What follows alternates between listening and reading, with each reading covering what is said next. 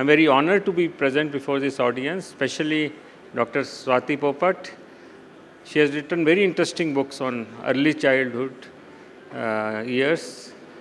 And I just read one of her books, and I came to know that Albert Einstein benefited by a very good early years program. He was benefited by Froebel's gifts. Earlier teachers would know what Froebel gifts are. So schools have a lot of impact on a person's life. So I will tell my story. I know many of you, some of you don't know me also. So for them, I will tell my story. About 25 years back, I introduced rankings in India, school rankings, and many people curse me for that. I am happy about it. So I will tell you why I did that. My name is Premchand Palety. Many think I am from North India. Premchand is a typical North Indian name. But actually I am from Andhra Pradesh. I am a Telugu. But immediately, at birth I was named Palety Venkateswar Ramlingeswara Rao Chaudhary. But immediately after my birth, my father got job in Bakhra Nangal, which is border of Punjab and Himachal Pradesh. So there they were all mostly Punjabis, Haryanvis. They couldn't pronounce my name, but they said कि बच्चा सबसे बड़े प्रेम से रहता है, इसका नाम प्रेम रख देते हैं. So someone would call me Prem Babu, some Prem Singh. So when admission to school time came, Prem became Premchand because my father was fond of Munshi Premchand's writings. So he didn't know Hindi, but he had read translations of Munshi Premchand, and he was a little leftist. So he was influenced by Munshi Premchand. So, and then I did my schooling in Nangal, Engineering College, Punjab Engineering College, Chandigarh, MBA from Delhi. So last 30 years I lived in Delhi. I can write Gurmukhi, I can't read and write Telugu. But I was never happy with my education system. Some teachers were very good, but most of the teachers I was not happy. I thought there is something lacking in our education system, even higher education system. So in year 2000, I gave this proposal to All India Management Education that we should rate higher education institutes. Now, of course, government is also doing all the rankings. That time, government was not involved. NRF rankings came now. So they liked the proposal. Then they sent me to higher education institutes. IMI is body of industries and also academicians. So they said, you just go around all the IIMs, IITs, just observe what's happening there. So I was very disappointed when I visited IIMs. It seemed that they are more like glorified placement agencies. They were not contributing to research at all. There was hardly any publications in A-grade refereed journals. Now, of course, 25 years, things have changed a lot. Now we are, I think, fourth in publications. But again, we have not done much path-breaking research. And they were being led by the industry instead of leading industry. And then when I see some of the top universities abroad, they have brought tremendous change in the society. For example, Stanford University, you might have heard how Stanford University started. This couple whose only child dies, they go to Harvard to donate some money, but they were not treated with respect, so they were angry, determined, and they set up this campus in California Bay Area. But once the campus came up, there were no jobs for children. They had to go to East Coast for jobs. Then one of their faculty members changed the culture of the university. He said, no, we won't create job seekers, we will create job creators. Like yesterday, Sonam Wangchuk said, with hands, let them work with hands. So two of his students, bright students, who had got good job in General Electric, he coaxed them not to go for a job, but start something in their campus. They were Hewlett and Packard. HP Industry was born as a student project. That garage is still preserved, where they started the enterprise. That garage is still preserved in Stanford University in the electric department. After that, more than 3,000 companies like Sun Microsystem, Yahoo, Google, they started as student projects. Silicon Valley's gift of Stanford University. Earlier, that place was known for orchids, agriculture land. There was no industry at all. Silicon Valley changed the course of human history. They brought in ICT revolution, created millions of jobs. That is the power of university. So in our country, none of the IIMs or IITs could create Silicon Valley in their vicinity. That is our failure, big failure. So when I talk to institutes, they gave two reasons that we treat faculty as a burden. We don't treat them as an asset. For example, when I visited Pune, during that preliminary survey, I went to Symbiosis Institute. I asked the owner, Majumdar, I want to meet your faculty. He said, I have only one permanent faculty, rest are all visiting faculty. Because they are asking too much salary, I can't afford them. I was surprised, this man has set up so many campuses, so he's brought real estate everywhere, but he doesn't want to invest in the faculty. So that was the mindset. So institutes were not investing in faculty and then creating an environment of growth for them. And then second reason they said, the human resource that we are cultivating, they blamed the schools also. As Ken Robinson famously said, all children are born creative, but most schools kill that creativity.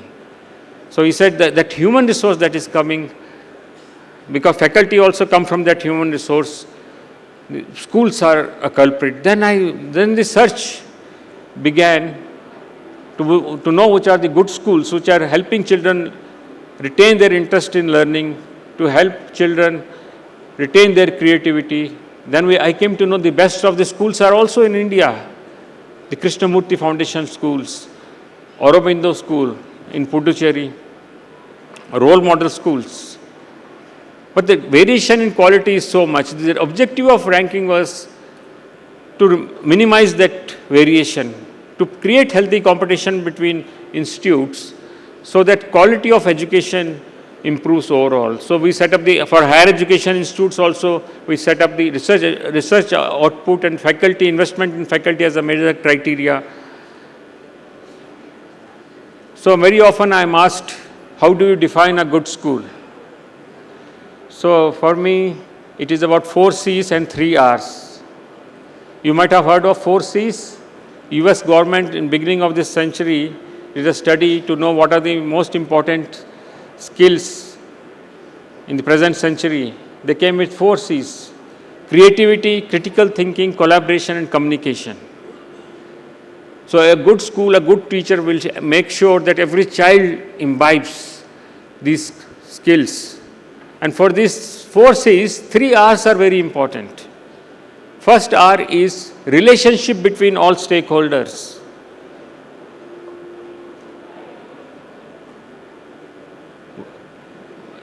Many schools now, they measure the relationships also.